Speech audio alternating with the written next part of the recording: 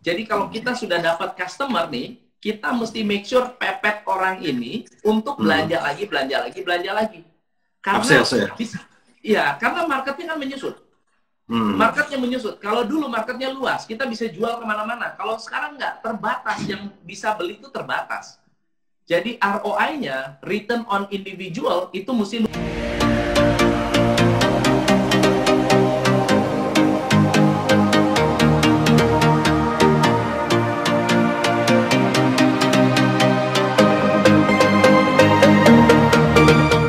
Usaha dengan kartu kredit, join Credit Card Revolution. Selamat sore, Kostom. Halo, brother. Gimana kabarnya? Baiklah, lancar ya, bagus deh. Wah, lu nge-live terus ya, bro. Wah, luar biasa. Ya, lu juga. Sama aja ya. Ini menarik ya, teman-teman. Bagi yang belum kenal Coach Tom itu siapa ya, Coach Tom ini adalah top coach ya. Jadi beliau ini banyak membantu perusahaan-perusahaan baik yang skala UKM menengah sampai besar dalam bagaimana meningkatkan omset dan creativity. Coach, bro aja ya, enak ya? Iya. Bro, gimana dengan COVID begini? Banyak kan perusahaan yang banyak yang tumbang ya, bro ya. Terutama yang berhubungan dengan kayak mall ya. Gue lihat, karena yang curhat ke gue kebanyakan kalau nggak orang pariwisata, orang mall, terus fashion, ya kemudian yang jual, IO ya pasti IO itu, IO dan itunya. Nah, kira-kira kalau menurut Kostom gimana? Jadi kan kondisi yes. Ini ngeri banget ya, COVID-19 ini ngeri banget. Terus terang buat teman-teman yang ada di luar sana harus semakin takut ya, harusnya semakin takut karena COVID-19 ini nggak akan berakhir, nggak akan berakhir, dia akan jalan terus. Jadi kalau misalnya kalau disebut normal itu yang mana? Inilah kondisi normal kita sekarang. Kondisi normal ada, mana? Gitu. Yang ini. Yang normalnya itu sekarang ini. Nggak bakal ada kawinan lagi, nggak bakal undang orang. Kawinan cuma di gereja, titik, habis itu bubar, tidak ada pesta. Kemudian berapa banyak bisnis yang bakal mati? 41% bisnis itu nggak bisa bertahan sampai bulan Juli. Juli, siap-siap, 41% bisnis tutup. Dan itu gede banget. Dan ini riset terbaru dari LIPI Indonesia, bukan di dunia ya, di Indonesia. Nah, sekitar 30-an% itu bertahan 6 bulan doang, 6 sampai 8 bulan. Setelah itu mereka nggak kuat lagi. Jadi COVID-19 ini situasinya sangat menyeramkan, mengerikan. Di sisi lain kesempatan itu makin hari, kue itu makin hari makin sempit, bro. Kue itu makin sempit, makin susah untuk mendapatkan kue baru. Jadi yang benar-benar menang hanya yang punya keberanian dan pengetahuan. Keberanian dan pengetahuan ya. Iya. Ambil contoh sekarang. Nah, gue mau nanya sama brother nih. Kalau orang nggak ngerti tentang hukum perbankan, atau hukum tentang hukum hutang piutang, mereka pasti akan terus-menerus bayar utang bank, benar nggak, bro? Setuju, benar. Bisnis hancur, padahal diutamakan. Mendingan gua nggak makan daripada gua nggak, misalnya namanya jelek di bank, kena BI checking jelek, betul nggak? Ada banyak yang kayak begitu. Dan menurut gua itu kebodohan yang luar biasa. Kalau nggak ngerti pengetahuan, mati dia. Pasti, yaitu. Jadi setuju, Coach. Jadi kemarin itu kan memang pas bulan Maret, gue kan ngasih tahu bahwa wah ini pasti lama nih. Nah, buat teman-teman, kadang-kadang mereka itu, saya ngomong, lu kalau memang nggak bisa, sementara cut loss dulu, ya kan? Ini memang agak ekstrim ya. Dan itu banyak orang-orang financial planner yang sebenarnya ketika ditanya, jawabannya muter-muter ya itu gitu. Cuman kan dia kan nggak enak kan. Image-nya kan masih, masa orang suruh macet apa segala gitu ya. Nah, tapi sebenarnya kita berbicara cut loss itu dalam pengertian strategi, bro. Ya. Ya. Benar. Strateginya adalah apa? Karena apa? Banyak teman-teman yang income-nya gede tiba-tiba nggak ada income loh, bro. Bahkan orang yang tidak pernah punya masalah pun tiba-tiba punya masalah.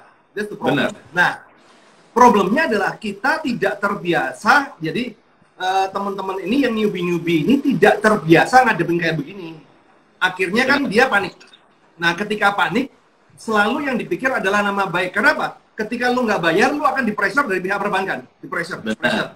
Nah, cuman yang nggak sadar adalah apa? Akhirnya dia mengorbankan tabungannya hanya untuk bayar angsuran. Benar. Dan akhirnya kas perusahaannya itu tipis-tipis, ya kan? Mati itu loh. Nah, kalau udah mati, akhirnya macet. Loh kan sama aja, bro. Nah, coba mungkin lu bisa kasih gambaran ya, karena pasti di sini ada subscriber gue juga yang bakal nonton gitu kan, yang sering nanya-nanya mengenai sebetulnya hukumnya apa kalau sampai kita nggak bayar utang piutang, karena ini nanti ada hubungan dengan marketing. Bentar bro, gimana bro? Ulang. Oke. Jadi gini, apa kira-kira hukumnya kalau kita cut loss, kita nggak bayar sama sekali ke bank karena kita memang nggak ada kemampuan? Hukum terburuknya apa sih? Oke, jadi gini, bro. Jadi kan sebenarnya kita harus membedah kasus ya. Ada dua. Jadi ada dua jenis utang. Satu yang beragunan, dua non agunan. Ya. Ya. Kalau menengah ke bawah, kalau non agunan aman. Konsekuensi cuman blacklist aja, gitu loh. Ya, bro. Jadi itulah kenapa kalau yang follower gua yang kita pemula, yang masih pakai kartu kredit apa segala, begitu masalah cut loss ya udahlah. Lu sementara ditaruh debt collector dulu lah, tapi tidak ada konsekuensi apa-apa, ya. Jadi ada konsekuensi apa-apa karena memang tidak bayar utang itu bukan perbuatan pidana tapi perdata. Betul. Ya. Nah, cuman yang masalah adalah yang beragunan. Nah, beragunan. Sebenarnya konsekuensi hukum tidak ada, bos. Ya, konsekuensi hukum itu tidak ada. Cuman ketakutan mereka adalah aset disita. Ya. Nah, ini ketakutan. Nah, tapi ketakutan ini tidak diimbangi dengan pengetahuan yang mumpuni bahwa untuk menyita aset itu butuh proses. Benar. Dan menyita aset kan ngelelang, kan harus ada yang beli. Nah di sini banyak teman-teman yang buta gitu loh. Nah, benar. Yang paling berbahaya bro, yang paling berbahaya itu adalah justru orang-orang yang masa kreditnya udah hampir selesai. Itu yang paling berbahaya. Benar. Kredit 5 tahun tinggal sisa 4 bulan lagi, 6 bulan lagi, itu kan sangat dilematis sekali gitu loh. Benar. Artinya apa? Kalau kita lihat sebenarnya kita kuat di bargaining power apa tidak itu sebenarnya kan kalau dilihat adalah setengah dari masa angsuran. Benar. Ya. Jadi kalau angsuranmu baru jalan di bawah setengah, bargaining powermu tuh kuat. Betul. Karena bank belum balik modal. Tapi kalau sudah di masa angsuranmu sudah ngelewatin setengah, bank itu sebenarnya secara teknis dia udah BEP. Iya, benar. Tinggal untungnya doang. Nah, sometimes ketika proporsinya yang seperti ini agak bermasalah. Ini yang bahaya. Nah, terus begini bro, ini penting karena kan kebanyakan juga follower lu kan perusahaan ya. Benar. Nah, perusahaan. Nah, ini agak hati-hati. Kalau yang kreditnya itu kredit beragunan KMK, kemudian stoknya juga dijaminkan. Ini yang hati-hati. Oh iya, betul. Itu jadi, betul. Jadi kan ada kredit namanya kredit, undang-undang kredit ada dua. Hak tanggungan sama fidusia. Hak tanggungan itu kan aset yang tidak bergerak, yaitu propertinya. Properti. Nah, kalau fidusia itu kan kayak mobil, kemudian stok itu fidusia. Nah, buat teman-teman kalau yang perusahaan, sometimes kadang Anda itu nggak ngerti, jadi kebanyakan orang Indonesia bro, lebih baik mati daripada baca.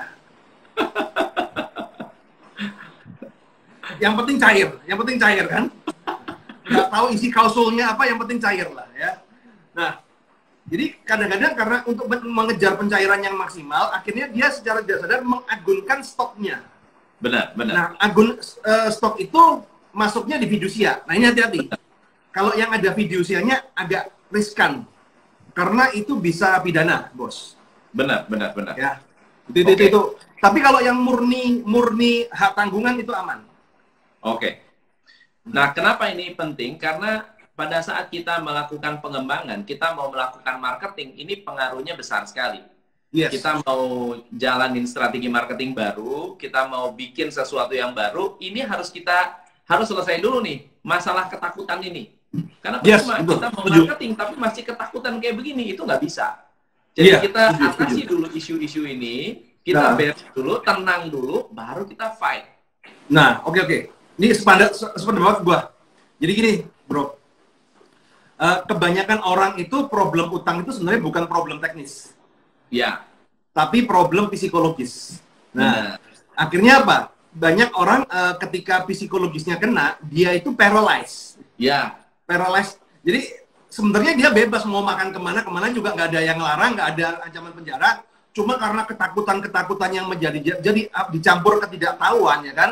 Akhirnya dia nggak bisa kerja gitu loh. Akhirnya males mau kerja apa, males. Ini males, ya males lah. Itu akhirnya ya nggak jalan, malah harusnya yang ketika begini kita itu harus benar-benar kreatif, harus kerja keras. Malah yang terjadi adalah kita malah paralyzed, kan jadi benar. Terbalik gitu bro. Nah, ya memang benar. Nah, sekarang ini kita berbicara new normal, marketing kita memang agak sedikit berbeda. Strateginya berbeda. Gue udah nyoba beberapa tes ya, ke klien gue, ke bisnis gue sendiri. Ternyata tekniknya benar-benar harus ada 5 hal lah, nanti kita bahas ya. Ada 5 hal ini penting banget untuk kita mengerti. Karena cara lama benar-benar nggak bisa berlaku. Iya. Hari ini ada beberapa bisnis yang memutuskan untuk istirahat. Menurut gue ini sangat bahaya banget. Bahaya banget. Apa? Saat mereka mulai baru lagi, atau contoh hotel. Ada klien gue memutuskan untuk hotel tutup. Tutup dulu, Untuk reopening itu mahal sekali. Renovasi, ya kan, barang-barang yang tidak terpakai, rusak segala macam. Lebih baik gua open dengan harga murah, daripada kita tutup sama sekali, semua karyawan tutup, begitu mau buka, nyari karyawan lagi susah.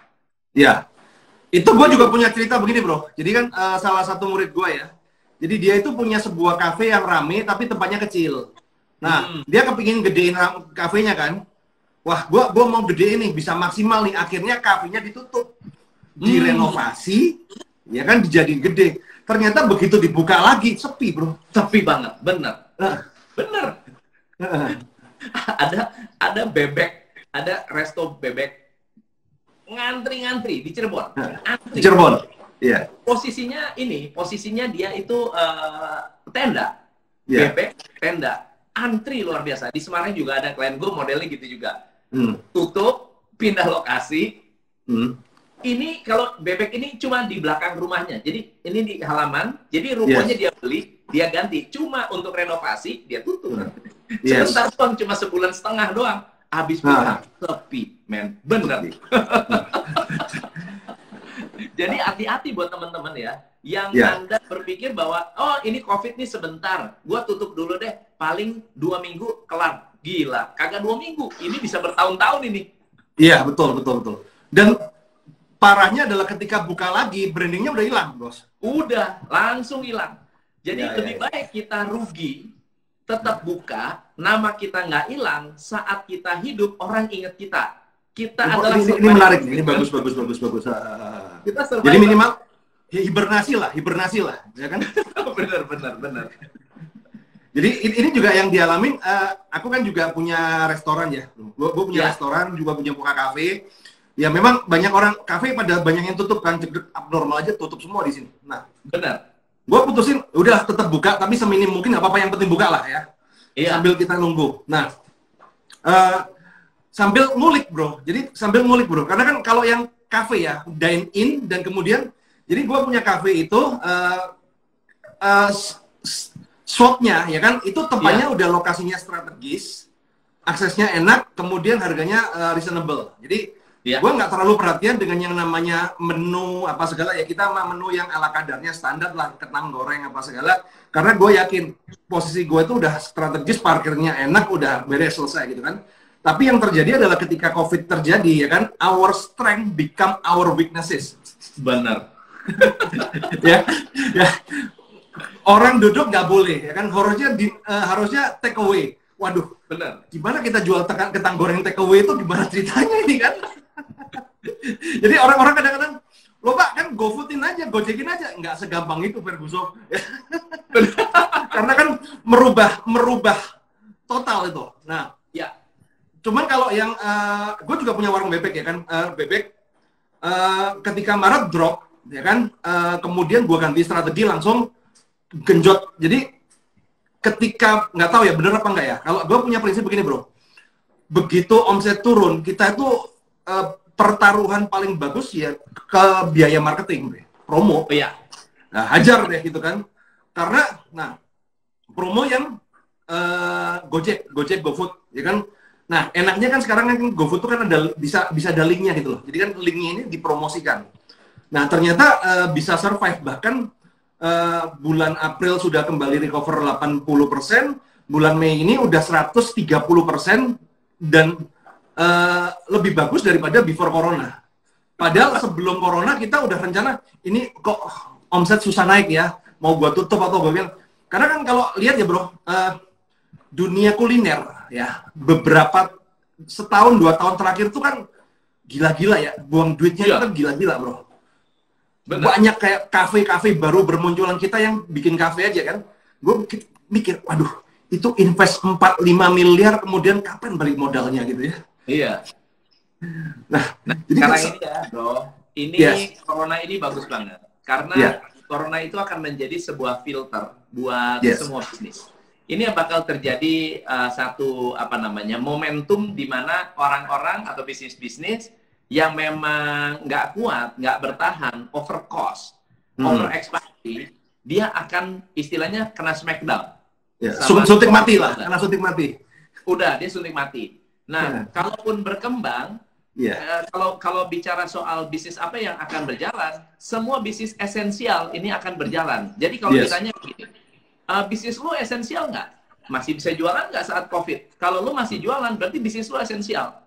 Tapi kalau bisnis yang non-esensial, dipaksa kasih diskon pun orang nggak mau beli. Berarti tidak esensial. Iya. Jadi misalnya contohnya, bisnis bebek masih bisa pakai Gojek, naik omsetnya, sangat-sangat esensial berarti, dibutuhkan itu. Nah, sekarang gimana kita marketingnya? Kita berbicara soal perubahan marketing hari ini agak sedikit berbeda dengan perubahan marketing di masa lalu. Zaman dulu kita hanya marketing saja itu udah cukup. Kalau sekarang nggak bisa. Ambil contoh sekarang biro perjalanan. Kita punya biro perjalanan mati total, betul ya? Iya, betul. Tapi marketing nggak boleh berhenti. Marketing nggak boleh berhenti. Betul nggak? Jangan jual produk travel. Jualah produk yang tetap bisa dinikmati, yang diapresiasi relationship-nya. Jadi contohnya klien gue di Bali, itu bisnisnya bimbel, 125 cabang, tutup semua bro, nggak bisa gerak, nggak ada siswa yang mau masuk sama sekali karena social distancing, belum bisa online. Terus dia bilang, wah gimana kok saya stres, saya bingung, saya gimana? Gue bilang, lu harus menghargai relationship lu dengan konsumen. Dia punya 7.000 konsumen, lu teleponin satu-satu, Bu, lu butuh apa? Kalau gue bikinin makanan, lu bawa beli nggak? Yang penting relationship-nya harus dijaga, bukan jual produknya. Nah, I see. Ini marketing pertama yang harus dibina. Banyak dari teman-teman di luar sana nggak punya database customer, jadi mau hubungi customer pun nggak bisa. Bingung. Jadi jangan jual produk kita kalau memang nggak dibutuhkan. Jualah produk yang dibutuhkan. Jaga relationship. Jaga relationship-nya. Mau hand sanitizer, gua cariin hand sanitizer gitu loh. Yang penting hubungan gua sama lu jangan terputus. Karena saat terbuka, saat travelnya bisa dibuka lagi, nomor satu yang lu ingat siapa? Yang kasih kita hand sanitizer, men. Iya. Mau paham lah. Berarti itulah penyebab kenapa kita mesti live terus ya, bro ya. Itu dia, bener bro. Iya, itu dia. Mantap ya. Nah, terus yang kedua nih, buat teman-teman ya, kita harus menjadi living brand, bukan produk brand. Produk brand. Menjadi living brand, branding hidup. Orangnya yang harus jadi brand, bukan produknya yang harus jadi brand. Padahal itu sangat kebalikan dengan zaman kayak zaman 10 tahun yang lalu ya kan? Betul. Betul. Beda dengan eranya advertising and branding, di mana produk itu, logo itu penting sekali. Kalau sekarang orang penting, Ben. Jadi lu sekarang lihat orang-orang artis-artis pada live semua, ya kan? Tokoh-tokoh live semua. Gila, Pak Sandiaga Uno itu gampang banget bisa membuka diri untuk live kemana-mana. Kenapa? Living brand. Living brand. Living brand. Gitu. So, brand yang bisa hidup, bisa ngomong, bisa ditanya, bisa diajak komunikasi, bisa nangis, bisa ketawa, bisa sedih, gitu. Dan kita harus nunjukin emosi kita ke customer, gitu. Yes. Ini teman-teman, ini daging semua loh. Ini ilmunya. Gua udah feeling nggak salah nih gua ngundang Coach Tom ini. Gua lihat, wah ini ilmunya bagus nih dia. Nah, oke. Jadi memang living brand, karena begini, saya setuju sih Coach. Karena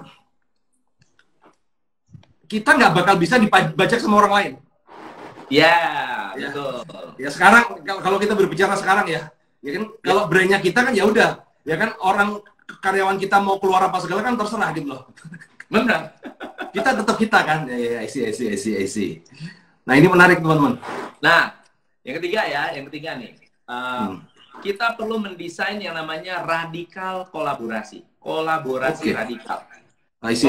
Kolaborasi radikal tuh kayak gimana? Roy Sakti dengan Tom McFly kolaborasi. Wah, itu radikal tuh. Radikal. Yang satu, gua ini menganjurkan customer gua untuk bayar utang. Oh iya. Roy Sakti bilang, jangan bayar utang, udah tenang aja, nggak apa-apa. Wah, gila nih, orang gila. Nah, dari radikal kolaborasi berarti kita benar-benar bisa memahami dari banyak sisi, banyak perspektif. Yes. Terus sekarang momentumnya kita untuk bisa mengangkat nama kita dengan mengundang orang-orang yang selama ini nggak pernah bisa kita undang. Yes, I see. Apa? Lu bisa misalnya Pak Hermanto Tanoko, wah kita bisa ajak kolaborasi. Wah siapa Pak Sandiaga Uno bisa ajak kolaborasi. Wah orang-orang hebat lah bisa diajak kolaborasi. Nama kita akan naik. Kita belajar dari orang hebat, networking dengan orang hebat. Tapi di sisi lain kita juga melakukan kolaborasi dengan konsumen. Yang bangun sekarang adalah teman-teman kalau mau bikin live, jangan live dengan orang-orang hebat aja. Live dengan customer-customer kita. Yes. Ngobrol dengan mereka. Dan itu engagementnya bagus loh, bro. Iya, benar-benar. Jadi kita live dengan customer kita interview mereka, what's happening dengan lu. Misalnya gua WO ya. Misalnya gua WO, gua punya calon klien atau udah booking sama kita yang nggak jadi kawin atau yang mau kawin terus ditunda gitu. Tanya sama dia, gimana perasaan lu? Plan lu apa? Kira-kira kalau sampai kondisinya berlarut-larut gimana menurut lu? Sekaligus kita interview, sekaligus juga kita ngerti maunya dia apa. Ini radikal kan? Sesuatu yang nggak biasa kita lakukan. Gitu. Contoh radikal kolaborasi lagi. Ada satu hari klien gua ngomong gini. Sebelumnya ada salah satu franchise company ya yang biasa expo. Jadi dia itu bikin event-event untuk franchise ya. Terus dia bilang gini, wah coach, gua gila, gua pusing nih. Kenapa? Ini COVID ini membuat kita berhenti nggak bisa berbisnis event lagi. Yes. Masuk akal. Jadi gimana dong? Ya gua nggak bisa apa-apa. Nah, suatu hari orang yang sama mau nerima pameran emas. Pameran emas batal. Terus kebetulan si yang diajak pameran itu klien gua. Gue bilang sama klien gua, kita bikin aja, lu undang pabrik, kolaborasi, pakai Zoom, pameran pakai Zoom. Gue bilang gitu, pameran pakai Zoom. Lu invite customer lu invite, lu punya pabrik, tapi harus kasih barang-barang yang terbaik gitu. Dan lu bikin fashion show emas pakai Zoom pameran, laris manis bro. Menarik. Pameran dibikin online, yang mana pameran di luar sana bilang, wah mana bisa, nggak mungkin. Gua rasa nanti wedding juga online, gua rasa. Nah itu namanya radical kolaborasi radikal. Gitu. Iya. Oke, menarik nih. Jadi teman-teman, ini ada tanya nih. Kalau jual rumah nih, bisa nggak pakai Zoom? Wah, Ya, presentasi bisa ya sebenarnya ya. Bisa. Cuman kalau presentasi bisa, tapi ada yang lebih penting sebenarnya begini. Actually kan kita mau jual rumah, tapi sebetulnya yang kita jual bukan rumahnya. Yang kita jual adalah expertise kita. Orang harus percaya kita adalah orang yang tepat untuk menjadi penjualnya. Betul nggak, bro? Iya. Jadi betul. rumahnya sama aja, tapi bener nggak lu bisa dipercaya? Jadi saat kita menyampaikan cerita tentang rumah, membahas tentang rumah, menceritakan tentang, mengedukasi tentang rumah, cepat atau lambat orang akan percaya kita, dan orang akan pengen tahu, kalau gue mau beli sama lu gimana, kan gitu ya? Bukan soal rumahnya di mana lo. Ini ada cerita menarik, bro. Jadi kadang-kadang kalau sampai kita ini brandingnya itu benar-benar kongkron banget ya. Ya. Sometimes ya bahkan yang jualan rumah pun, ya kayak contoh kan guru patung ya. Patung itu kan kalau jualan rumah kadang-kadang ada beberapa orang yang nggak tahu lihat di mana. Ya udah, gue beli dulu deh. Gitu. Ya betul. Nah itu kan benernya udah well trusted bener ya. Jadi teman-teman ya jaga kepercayaan dan konsisten. Karena apa, bro? Gue melihat banyak sekarang teman-teman terutama yang masih pemula, ini ababilpreneur. Gue bilang namanya ababilpreneur. Ya, brandingnya kacau balau gitu loh. Palu gada, apa lu cari gue ada gitu kan. Nah, akhirnya kan menjadi tidak konsisten ya kan. Kayak contoh, banyak orang kayak jualan insurance ya. Nah, udah prospek jualan insurance ya. Kemudian ketemu 3 bulan lagi pas kita akhirnya kepingin mau beli insurance kan. Tiba-tiba dia jualan insurance produk lain.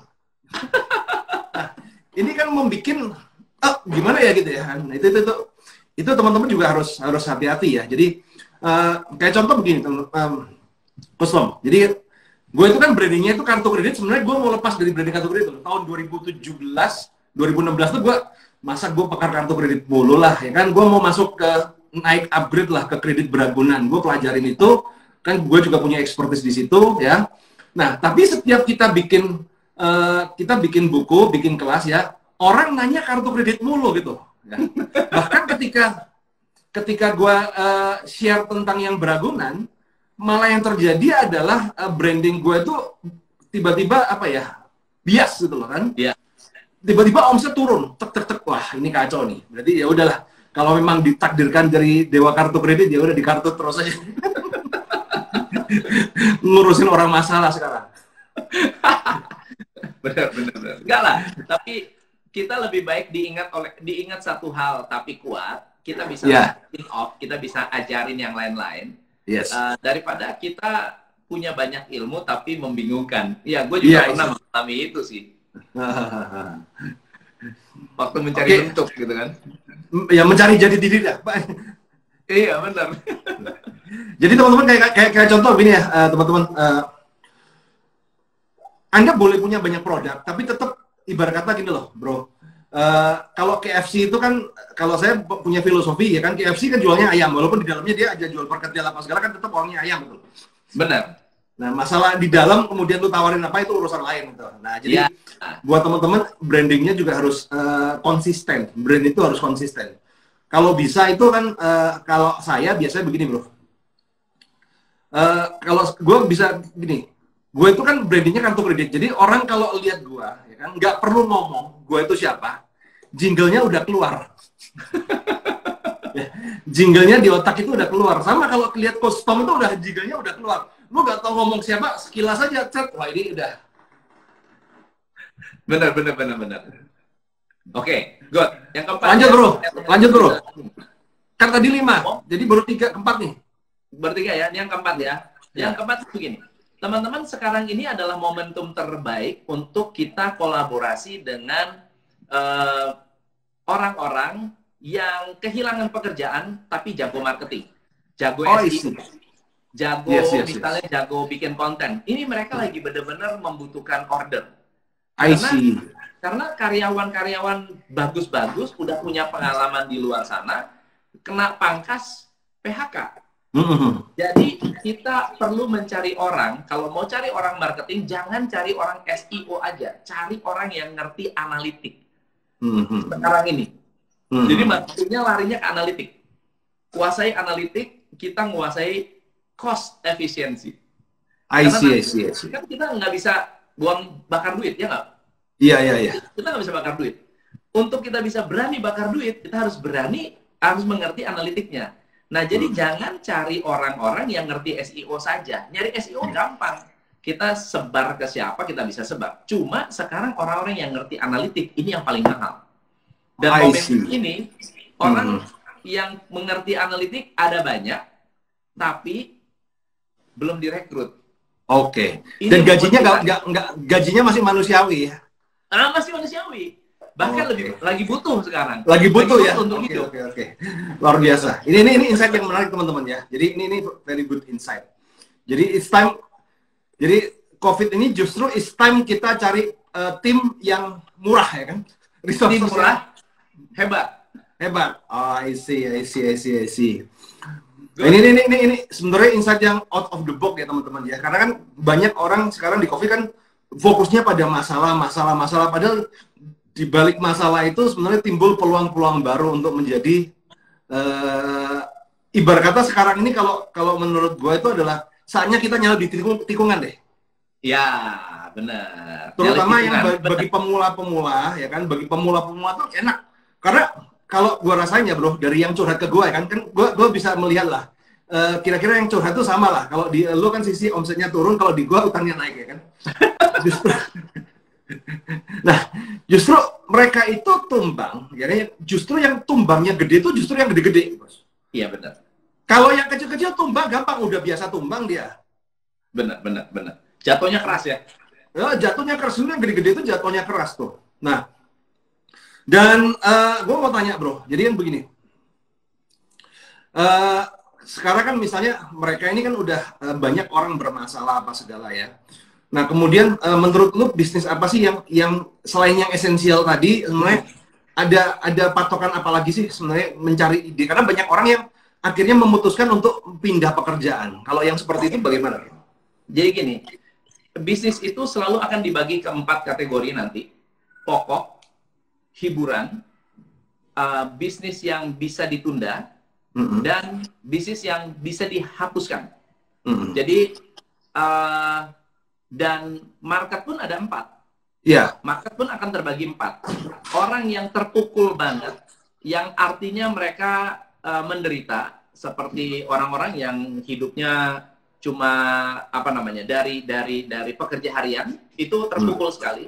Kemudian orang-orang yang terpukul, tetapi mereka bisa bertahan, artinya bisa mencari penghasilan ekstra. Ini masih oke. Yang ketiga adalah yang punya perlindungan, punya tabungan, punya pekerjaan ekstra, suami istri masih menghasilkan, dapat penghasilan meskipun dipangkas separuh, tapi tetap ada penghasilan rutin. Dan yang terakhir adalah yang aman. Yang aman ini nggak ada masalah dengan duit sama sekali. Nah, kita perlu membidik siapa, itu lebih penting daripada produknya apa. Karena produknya pun semuanya akan seperti itu. Ambil contoh, traveling itu akan menjadi pokok atau bisa ditunda atau akan hilang. Mungkin akan hilang enggak? Mungkin bisa ditunda. Mungkin ditunda. Jadi pertanyaannya, setelah COVID ini berakhir, dia akan lari kemana? Dia bakal lari ke pokok. Kita bakal balas dendam, bro. Ke mall itu bakal balas dendam. Salon itu bakal balas dendam. Iya. Tapi yang jadi masalah adalah banyak orang yang salah bidik orang. Nawarin sesuatu yang pokok ke yang terpukul, dia nggak butuh gua, nggak butuh saya, padahal pokok loh. Tapi kalau nawarin ke yang kedua, ketiga, keempat, mereka akan bukannya dibeli, dia beli buat dia dan beli buat orang lain. Ambil contoh gua ngebantuin teman-teman gua di Padang gitu ya. Gue bilang, lu kirimin deh sini, gue beli barang-barang UKM, gue jualin di sini. Mereka di sana bilang, gila coach, nggak laris, nggak laku sama sekali. Gue jualin di sini, belinya berlimpah-limpah karena kita bidiknya ke yang paling terakhir. Gitu, orang-orang yang terakhir. Jadi kita perlu, makanya sekarang ini perlu pinter gaul, pinter gaul dengan orang-orang yang hari ini senang sharing, senang berbagi. Karena kalau gue beli barang, beli makanan, nggak mungkin beli cuma untuk keluarga doang. Pasti gue untuk mertua juga, untuk teman. Buat teman-teman juga. Pasti itu. Iya. Nah, jadi yang penting adalah siapa yang mau kita bidik orangnya. Nah, kalau produknya, dia akan bergeser. Yang tadinya tertunda akan bergeser jadi hiburan. Yang tadinya hiburan akan bergeser jadi pokok. Setelah COVID loh. Setelah COVID. Nah, tugas kita prepare. Mempersiapkan diri. Supaya kita nggak hanya mencari esensial produk saja, tapi juga suatu hari kita menjadi dapat ini dapat margin besar nanti setelah dia bergeser. Oke, kita kembali ke yang marketing tadi. Kan terakhir yang 5 apa, Bro? Coach. Yang kelima adalah kalau dulu kita ngitungnya ROI itu return on investment. Sekarang harus return on individual. ROI. Jadi bukan berapa banyak gua bisa jualan, tapi berapa banyak satu orang bisa berulang beli sama gua. Oh, I see. Return on individual. Jadi kalau kita sudah dapat customer nih, kita mesti make sure pepet orang ini untuk belanja lagi. Karena karena marketnya kan menyusut. Marketnya menyusut. Kalau dulu marketnya luas, kita bisa jual kemana-mana. Kalau sekarang nggak, terbatas. Yang bisa beli itu terbatas. Jadi ROI-nya, return on individual, itu mesti lu ukur. Mesti kita ukur. Baru sehat bisnis kita. I see. Oke, ini sangat menarik sekali. Teman-teman ada yang mau ditanyakan nggak? Biasin teman-teman ini. Nah, boleh. Coach, sambil gue tanya, Bro, ke klien-klien lu itu, jadi gini, ada beberapa yang curhat ke gue itu ya, justru dengan COVID ini, akhirnya dia bisa nutup perusahaan. Karena itu perusahaan aslinya turun-temurun, family business, jadi dia udah nggak enjoy di dalamnya, dan udah ruwet dengan complicated business. Nggak tahu, kalau kayak gitu ada nggak yang di klien lu? Ya, terus terang ada. Dan ini biasanya di generasi kedua atau generasi ketiga, dan mereka sudah punya bisnis lain. Iya. Punya bisnis lain. Mereka ini sebetulnya ingin menemukan, di agent juga ada, Bro, di travel. Jadi di beberapa travel gini, caranya pinter banget. Oke, sekarang COVID-19 bulan Maret, bulan April itu gue udah dengar, gue nanya kan ke teman-teman gue di travel, Bu, gimana? Wah, kita lagi kita bertahan aja, kita bertahan. Awalnya gue bilang ini bertahan, gue nggak yakin travel bisa bertahan. Iya. Tiba-tiba ada banyak yang curhat sama gue, gila, gue dapat surat ini nih. Jadi suratnya isinya sederhana. Anda harus mengembalikan surat ini dengan pernyataan bahwa Anda dirumahkan tanpa digaji. Yes. Dirumahkan tanpa digaji. Jadi kalau lu mau protes, kalau lu nggak balas surat ini dalam waktu 1 kali 24 jam, lu dianggap mengundurkan diri dan tidak menuntut apapun dari perusahaan. Sebetulnya apa sih maksudnya? Maksudnya kan membuat sebanyak mungkin orang yang memang nggak support ke company itu udahan gitu ya. Iya. Kalau misalnya dia bilang, gua mau protes, gua mau tuntut. Ya, gue udah kasih surat lu begitu. Kondisinya COVID. Jadi COVID ini dipakai sebagai alasan. Alasan ya? Iya, I see. Ya, jadi kan gini. Ini menarik, Coach. Jadi, ketika COVID ini kan gue ngomong, wah ini, kalau gue kan selalu lihat, bisa dibilang itu sekarang kan 4 kebutuhan dasar. Jadi, prioritas. Jadi, buat teman-teman, ketika terjadi masalah, begini kan, karena begini, Bro. Gue sih pakai rumus yang sederhana ya. Menyelesaikan utang itu kan cuma simple, naikin income, turunkan pengeluaran. Nah, begitu aja kan? Ilmunya kan begitu aja kan? Nah, problemnya adalah kita sekarang itu nggak bisa naikin income nih karena ada COVID ini kan. Nah, karena apa? Di dalam naik income itu dalam pengaruh kita, tapi bukan kuasa kita, Bro. Iya. Kita bisa berusaha, kita udah pakai jurus marketing, tapi tetap ada peran the gods, ya kan? Ada gods hand di situ lah. Lu nggak laku ya nggak laku lah, selesai lah, ya kan? Nah. Tapi kan kalau menurunkan pengeluaran, Tuhan itu tidak ikut campur, Bro. Benar. Ya. Nah, jadi ketika sudah ada uang, jadi gue biasanya nyaranin kepada follower gue ya, yang kan bermasalah. Lu harus lihat ini, nomor satu fokus ya kan, duit itu lu harus fokus buat diri dulu, keluarga, baru lu ngurusin karyawan. Ya. Nah, baru keempatnya angsuran gitu loh. Jangan dibolak-balik gitu kan. Ya.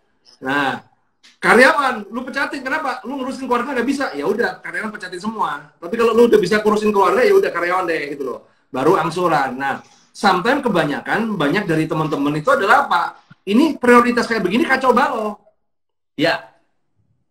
Karena pressure dari pihak perbankan apa segala, akhirnya yang buat untuk bertahan hidup ini ya kan, untuk bayar gaji karyawan apa segala, dibuat bayar angsuran. Itu matinya cepat itu, Bos. Ya, benar. Karena perbankan sekarang siapa yang ngotot dia yang menang. Iya. Siapa yang lebih ngotot dia akan lebih diprioritaskan. Jadi katakan kita punya 10 orang, kita punya utang ke 10 orang. Yang satu jarang nagih, yang satu tiap hari nagih. Kita pasti bayar ke yang setiap hari nagih. Ya, itu psikologis ya, itu dasar ya. Iya, benar. Karena ada tekanan di situ. Ini menarik teman-teman. Jadi Coach Tom ini pengalamannya luar biasa deh. Udah luar biasa. Bro, terus lu workshop di mana, Bro? Kapan ada rencana workshop online semua? Online jadi, semua sekarang ya? Workshop itu online semua. Terus gue tiap malam ada live, Facebook, IG, sama YouTube live. Oke. Karena gini, jadi ceritanya waktu bulan April itu kan hampir tiap hari gue banyak telepon, WA, masuk ke IG, gue curhat ya? Gimana, wah curhat luar biasa. Terus gue juga, klien-klien gue drop 50% kan? Iya. Salesnya 90% dari penjualan mereka banyak yang ngedrop. Gue mau bantu mereka itu gimana? Tapi gue berpikir, kalau gue bantu cuma klien gue doang, buat apa? Gue mau bantu banyak orang. Jadi gue kasih konten setiap hari, konten baru tiap hari di YouTube. Bodoh amat orang bosen kayak mau apa kayak. Yang penting kalau gue bisa selamatin satu UKM aja, satu keluarga, satu renteng keluarga selamat, gue merasa puas. Oke.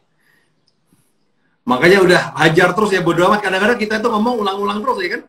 Iya, gue pernah ngalamin. Gue kadang-kadang nge-live tuh bosen. Masa ngulang lagi sih gitu loh. Padahal kan audien kan juga mungkin berbeda-beda ya. Beda-beda. Pasti ada yang baru lagi. Iya. Yang bertahan paling 20%, bro. 10-20% adalah orang yang stay. Tapi 80% come and go. Jadi lu bisa ngomong berulang-ulang dan serasa fresh terus. Dan buat yang 20%, lu ngomong apapun mereka udah happy sama lu. Oh gitu ya. Lumayan nih, dapat ilmu banyak gue nih. Teman-teman, ini luar biasa dan ini nanti ntar gue save, gue upload di YouTube ya, Bro. Ini luar biasa. Ini nih Coach Tom ini luar biasa. Buat teman-teman jangan lupa di-follow ya. Di-follow Coach Tom ya. Ilmunya banyak. Dia termasuk salah satu coach yang paling rajin live. Gue ngomong ya. Luar biasa. Nah, untuk ke depan, jadi kalau strategi lu sendiri, ini mau pertanyaan ini akan bertahan sampai kapan sih? Gini ya, jadi skenario itu sebetulnya kan sudah ada sekitar 4 skenario dasar. Yes. Yang paling penting kan begini, apakah kita bisa memanage virusnya, sama society-nya. Ini ngeri nih. Society kita itu nggak bisa di-manage. Yang sukses adalah yang bisa memanage society dan bisa memanage virusnya. Nah, ini kurvanya dia turun sebentar, habis itu naik. Turun sebentar, habis itu naik. Nah, yang masalah adalah society kita sudah tidak bisa dikendalikan. Virus ini juga makin susah untuk ditemukan obatnya. Jadi kurvanya itu bukan up and down, tapi dia uptrend. Naik, uptrend, terus turunnya lama. Jadi makin tinggi kasus, makin rendah ekonomi. Oh, I see. Jadi kesehatan dengan kesehatan dengan ekonomi dia bertolak belakang. Kalau lu mengutamakan ekonomi, orang banyak mati. Kalau lu mengutamakan kesehatan, ekonomi bakal mati. Lalu pilih mana? Masalahnya society kita ini nggak bisa dikendalikan. Iya. Jadi kalau nggak bisa seperti itu, mendingan selamatkan diri sendiri. I see. Selamatkan diri sendiri. Berarti ini sebenarnya karena kan kalau gue cerita ya kan, COVID ini ya kan selesai season 1 itu Lebaran. Orang itu kan gongnya Lebaran. Iya. Kemudian berharap Lebaran itu akan usai gitu ya kan. Iya. Nah, ternyata kan setelah nahan dari bulan Maret, bro. Ya kan setelah nahan dari bulan Maret apa segala. Akhirnya kan kemarin Lebaran itu kan kayak diluapin gitu loh. Benar. Dan rata-rata yang meluapan gitu justru orang menengah ke bawah loh, bro. Yang kalau kita lihat kan di mall tiba-tiba orang belanja kayak orang kesurupan. Kadang-kadang gue bingung. Katanya ekonomi lagi susah, tapi ini orang belanja baju aja udah kayak begitu tuh. Dapat bantuan langsung, bro. Hah? Dapat bantuan langsung, kartu BLT ya. Nah, kita lihat aja. Feeling gue seminggu ini meledak nih kasus ini, bro. Positif itu naik gitu, bro. Benar. Kalau secara ekonomi, perhitungannya itu kuartal 2 2021. Secara ekonomi, perhitungannya, dia baru bisa kembali, menuju kembali ke recovery. Okay. Tapi dari hari ini sampai ke 2021, Q2 2021, berarti Maret April lah ya, dia nggak bisa kemana-mana. Kita harus menyesuaikan diri dengan kondisi ini dan harus bisa berbisnis dalam kondisi seperti ini. Dan PSBB akan ketat loh, bro. PSBB ini akan mengetat. Jadi daerah-daerah ini kan feeling gue ya, kayak pemerintah di Indonesia. Ini kita ngomong pemerintah dikit ya. Gue sih nggak ngerti tentang politik, tapi gue melihatnya pemerintah itu, Pak Jokowi itu tahu, sadar bahwa kalau Indonesia lockdown itu bakal chaos. Yeah. Tapi kalau untuk bisa suatu saat kita pasti lockdown, entah kapan. Jadi aturannya itu diketatin sedikit demi sedikit. Awalnya Jakarta, habis itu kemana? Sekarang ini bergeser ke Surabaya. Ke Surabaya PSBB ya. PSBB. Malang gua. Lu di Malang? Malang PSBB nggak? Ya PSBB tapi ya begitulah. 50-50 kan? Nah, Semarang itu nggak ada PSBB. Semarang nggak ada PSBB. Orang masih bisa dine in, bro. Sekarang nggak bisa. Habis ini nggak bisa. Dia akan mengetat. Jakarta yang awalnya longgar-longgar, lama-lama pasti akan diketatkan. Kita diketatkan. Nah, itu akan ada problem baru.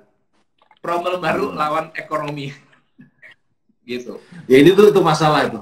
Dan yang kasihan, bro, yang kasihan itu adalah teman-teman yang kerjanya dia punya outlet di mall, bro. Wah, bener banget. Bener banget. Itu mereka harus bayar tenant, ya kan, bayar sewa, tapi nggak bisa buka. Buka pun nggak bisa dine in. Bener. Nah kalau delivery ngapain kita buka di mall? Buka di ruko aja kan beres. Bener banget. Aduh, luar biasa. Jadi teman-teman, ya bersyukurlah. Jadi Coach Tom sama saya tuh ya kita sepribadi. Kadang-kadang gue juga sebenarnya sama, bro. Ya kan, gue pikir ya kan, waduh, banyak orang yang curhat tek ya kan, masa gue ngomong ke satu orang, udahlah gue live aja lah, jebret ya kan, pokoknya kayak gini, udah, bodo amat lah ya kan. Nah, ilmu hoaxop keluarin semua nggak apa-apa lah, bodo amat gitu kan. Nah, yang penting bisa nge-save. Karena apa? Orang kalau DM ke gue, bro, itu pasti masalah, kasihan dia. Oh iya. Orang kalau DM ke gue itu masalahnya urgent. Nah itu. Nah buat teman-teman juga hati-hati. Jadi gini, buat followernya Coach Tom ya. Jadi saya cuma pesan satu ya kan. Jadi bedakan. Jadi gini loh. Kita harus bikin skala prioritas. Jadi berkata adalah apa? Keran penghasilanmu itu kan mungkin ada 2 atau 3. Tapi kan keran pengeluaran ada 10 tuh. Nah, lu harus hati-hati, bener-bener hati-hati nih, ya kan? Kayak contoh, ya gue agak beruntung, bos. Karena bisa bayar THR, ya kan? Sampai sekarang udah bisa bayar, udah lunas. Walaupun minggu ini pusing lagi, bayar gajian lagi. Nah, gue karyawan 90, men. Kan? Gile. Gue karyawan 90, aduh. Nah cuman ya tapi dengan budget yang limited ini sebenarnya hati-hati ya.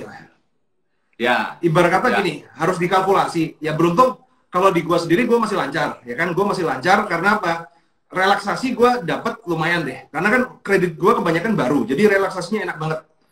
Dari yang angsuran kurang lebih total sekitar 200 juta, itu gue cuma bayar sekitar 50 juta deh. Jadi oke lah, masih bisa bertahan lah. Karena gue ada penghasilannya lain.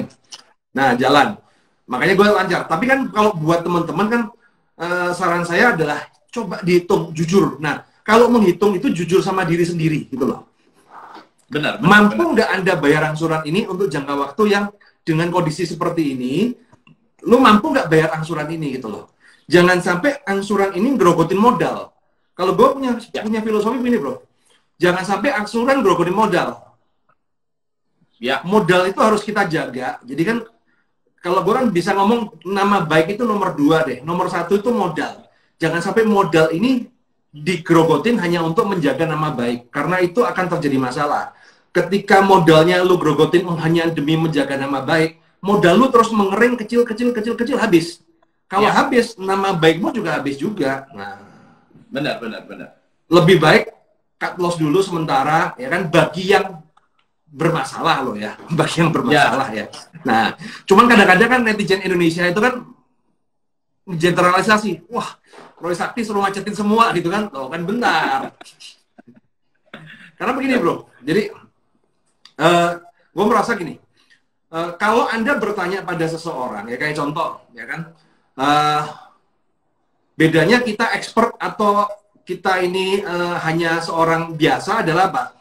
Kalau Anda bertanya, jadi buat teman-teman juga begini ya, kalau bertanya, bertanyalah pada orang yang expert, jangan yang biasa. Yang bahaya itu kalau Anda bertanya pada orang yang taunya setengah-setengah itu malah berbahaya. Karena contoh begini, Coach. Bedanya Anda bertanya sama saya sama bertanya orang lain adalah apa? Kalau Anda bertanya pada orang yang tidak expert di bidangnya, dia akan bercerita sesuai pengalamannya dia. Nah, benar. Misalnya ketika Anda bermasalah, ya kan, Anda bertanya sama orang yang udah macet. Benar. Ya kan? Lu lagi masalah, lagi galau, ini bayar apa enggak? Lu bertanya pada orang yang udah macet. Ya dia kan gampang, udah macetin aja bro, gua aja macet, tenang kok, aman. Nah, jadi dia menjelaskan sesuai dengan kondisinya dia. Tapi kalau orang sudah expert, seperti Coach Tom ini adalah orang yang expert, ya kan? Ketika Anda bertanya sama dia, maka kita akan menjelaskan sesuai dengan kondisinya dia. Nah, itu Anda harus paham. Benar. Nah, jadi kan Coach Tom ketika kita tanya sama Coach Tom, ya kan, dia pasti melihat kondisi, kan pasti tanya balik kok bro. Bedah kasus dulu kan. Nah, bedah kasus dulu, oh ini masih bisa, bagaimana? Nah ini bedanya adalah antara yang expert sama yang cuman sekedar tahu. Nah, kayak contoh, banyak orang, wah, gua ngajarin, Roy Sakti ngajarin macet ya. Padahal gini, gua sampai sekarang itu nggak macet bro. ya, nama gua bersih di BI checking. Dah, silakan dicek ya kan. Nama gua masih kolek 1 semua, lancar semua bos, ya kan? Lancar semua. Kenapa kita nyariin orang macet? Karena setelah kita melihat income-nya di sini, pengeluarannya di sini. Nah, ini kalau mau naik ini kan susah, bos. Yang ada kan begini terus bayar angsuran. Lama-lama capek.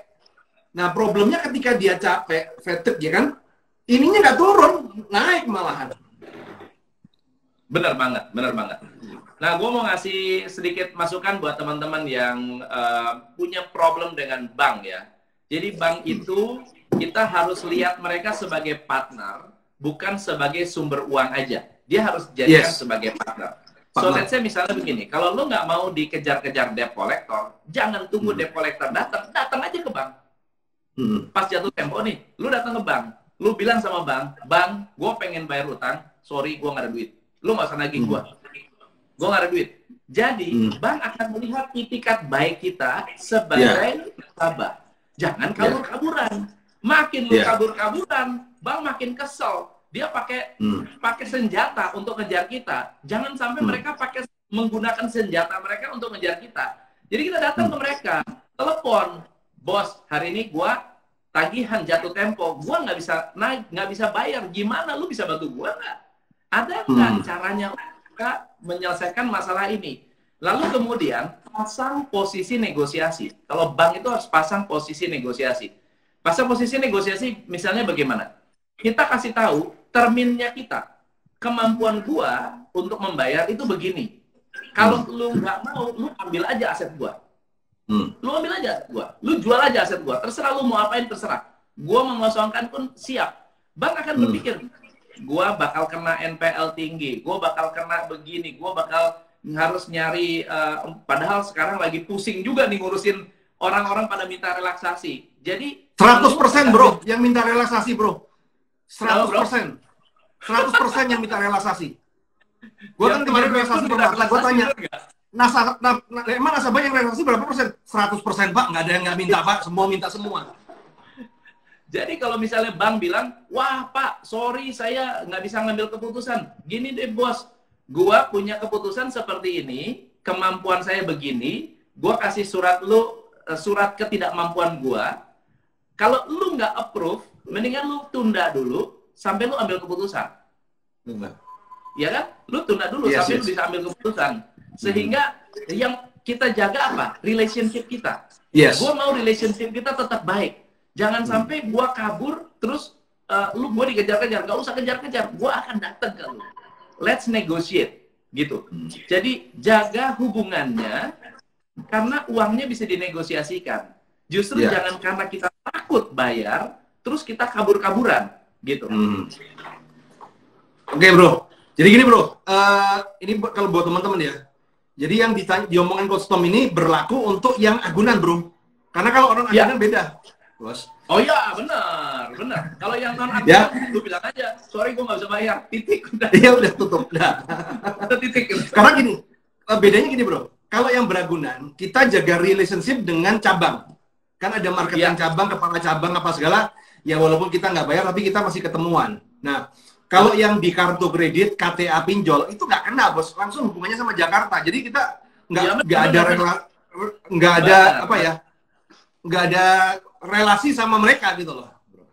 Benar. Problemnya apa? Yang masalah bro, jadi ini, kalau yang non agunan bro, gue agak gemesnya sama bank itu adalah apa? Ketika kita jujur ngomong, ya kan, kita lagi nggak mampu apa segala, nggak dianggap bro. Kalau yang non agunan itu, lu bohong lah itu kan, nggak ada kayak gini, nggak ada. Nah, jadi kadang-kadang tuh harus pakai kekerasan baru dia mau nego. Ini kita berbicara non agunan ya teman-teman ya. Jadi beda segmen. Bro, kelihatannya ini tinggal 1 menit ya bro. Nanti biarkan itu mati sendiri lah, nggak apa-apa lah ya. Oke teman-teman. Ini luar biasa sekali dengan Coach Tom. Jadi buat follower saya yang lihat ini, saran saya follow beliau lah ya. Itu nggak ada ruginya. Saya udah follow, ilmunya daging semua sampai jadi gini bro. Lu ngerasa nggak bro? Kita ini sampai kebanyakan ilmu bro. Iya. Ngeliatin ini semua kan kita ya. Kalau gue bilang kita ini lagi kolesterol ilmu, ya kan? Mau praktek kena COVID, ya kan? Mau praktek mau kena COVID, ya kan? Tapi ilmu masuk nih, tek. Jadi ini sebenarnya zaman yang bagus dibuat teman-teman. Setuju. Oke bro, thank you bro. Sukses selalu. Thank you banget bro, thank you teman-teman ya sudah sharing.